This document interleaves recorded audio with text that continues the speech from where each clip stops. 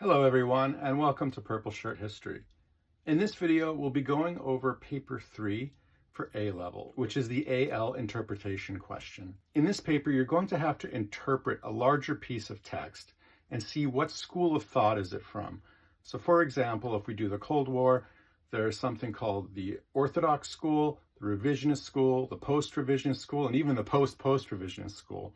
We're going to do a World War I paper because of a student request. If you want to do a particular theme or topic, please just send me a message and I'll be more than happy to try to incorporate it into a video. Please be sure to like, comment, and subscribe, and follow the social media accounts below. By doing these simple things, it's a great help to the channel and lets other students find the content that you're watching right now. Let's get on to doing an interpretation of a paper for AL Paper 3. Paper 3, it is an hour and 15 minutes. It is worth 40 marks.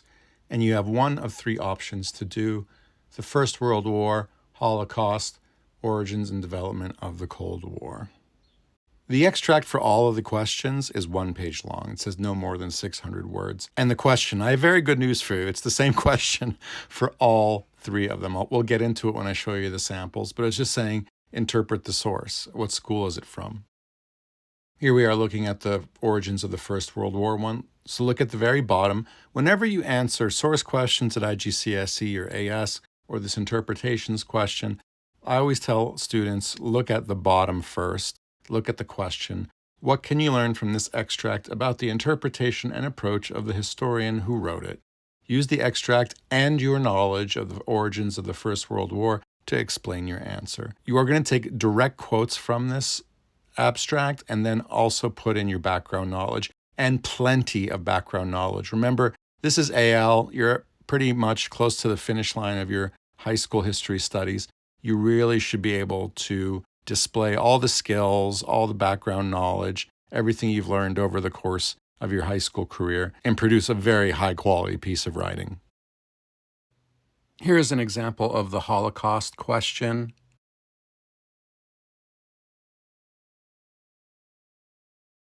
And here's one from the Cold War. As you see, they all look pretty much the same in terms of what you're going to see during the exam. Let's go back to the World War I option now. It's important to, as you go along, get a general feeling of the direction you think this interpretation is, but don't commit so early. It will become clear to you where the essay is heading by the end, but take it one paragraph at a time. Don't jump to conclusions. For the origins of the First World War, the schools of thought break down as follows: the early post-First World War interpretations that blame Germany, revisionism, which is blaming other nations, Britain, France, Russia, other countries, not blaming Germany, but blaming the other great powers, and anti-revisionism, which is the Fisher thesis. It goes back to blaming Germany again.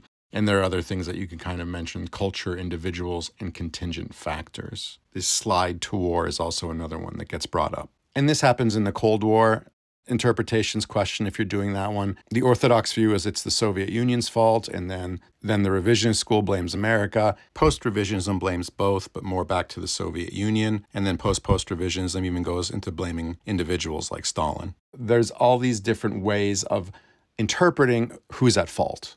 That's the core of the interpretations question. For Holocaust, it's more about how the Holocaust happened. Was it pre-planned? Was it not pre-planned? Was it due to circumstances of the war? So those are the schools of thought you need to look into. Something that was organized in advance. Was it people just trying to please Hitler? Or was it other factors like the course of Operation Barbarossa that caused the Holocaust to happen? But here in World War I, it really centers around Germany.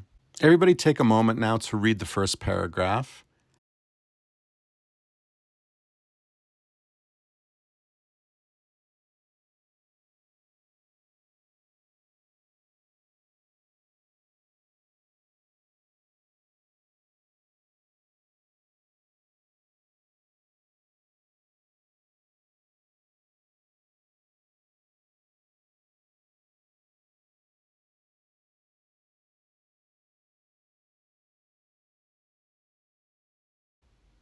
The first paragraph is mainly about the Entente, the alliance between France and Britain, It goes over the criticism of it, and it seems like the author is trying to defend the validity and the usefulness of the Entente. There is a little mention of Germany right in the final line. It says it's going to avoid any confusion in Berlin about British intentions. So as you're going through the paragraph, make sure you're underlining important pieces of information that you'll put in your answer. So if I was writing an answer, I would write down that last line. What I tell my students to do on the left hand, the margin there, write down, if you're convinced that the paragraph is of one particular interpretation, just write down what interpretation you think it is in the margin. For this first paragraph, I'm not convinced of what school it is yet. So don't jump to conclusions. Don't rush your judgment. If you don't know what the school is, just leave it blank. But if you're very convinced, you can write in the margins there, in the left or right. I don't know. I just do it in the left because that's what I'm used to. On to the second paragraph. Put an O if you think it's orthodox, R for revisionist, AR for anti-revisionist on top of that paragraph, depending on what school you think it is.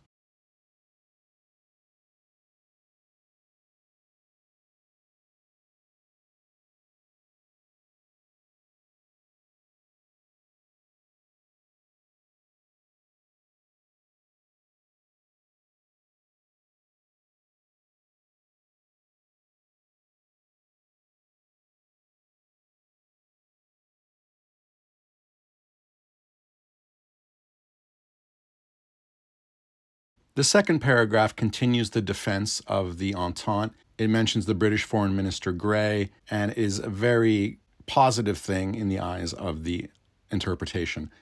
Look at the end. There's a very key line at the end of the second paragraph. Germany's ambassador to London repeatedly warned Berlin that Britain would support France, yet his warnings were ignored. And in any case, German war plans assumed and disregarded the prospect of British intervention. This is a key sentence because war plans, blaming Germany, saying they're preparing for war, whether the British intervene or not. So to me, this really puts this interpretation in the early post-First World War interpretations, the orthodox, the ones that blame Germany. So the person is saying with this line, Germany is set on war and is disregarding whatever Britain may do. It's not going to change their course of action. Halfway done now with the excerpt. Go on and read the third paragraph.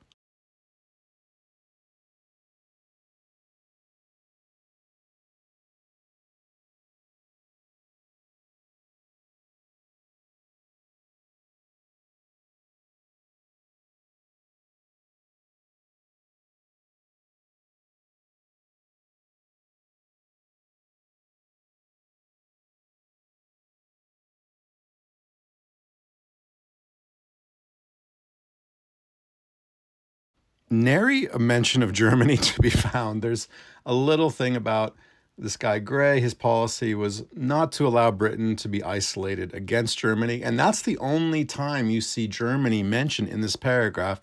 This excerpt is really focused on the Entente and the foreign policy of the British, not really focusing on Germany outside of that line in the previous paragraph saying they were disregarding British foreign policy, steaming ahead with war. So again, keep that in mind. The Entente policy was seen as restraining the French somewhat. So it wasn't Britain causing World War I because they had the Entente to kind of keep the French in check. So this is, again, if Britain's not at fault, maybe France could be at fault a bit. But with that line in the previous paragraph in this, we're still kind of seeing more Germany bearing responsibility up to this point of the excerpt. By now, you should have a good idea of what the interpretation is. Let's look at the last paragraph.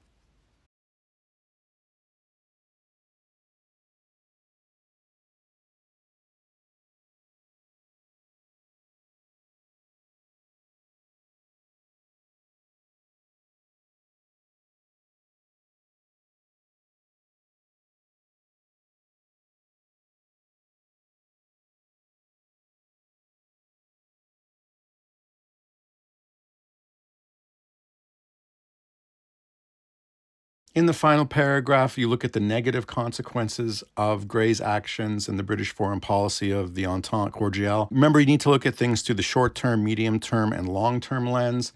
You can mention that in your writing to show some depth. The writer says Britain did the best it could under the circumstances.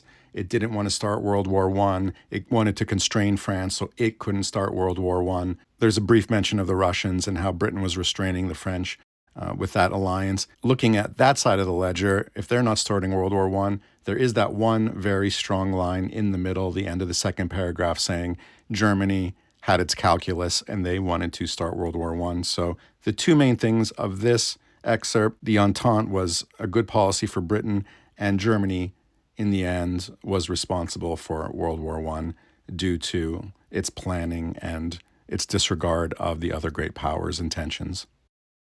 Here are the levels of the mark scheme. I will leave the papers in the description for you to click on and look at in greater depth. But the risk reward of paper 3 is that if you get the interpretation wrong, you will be knocked down a few levels. So it is very important to get the interpretation right.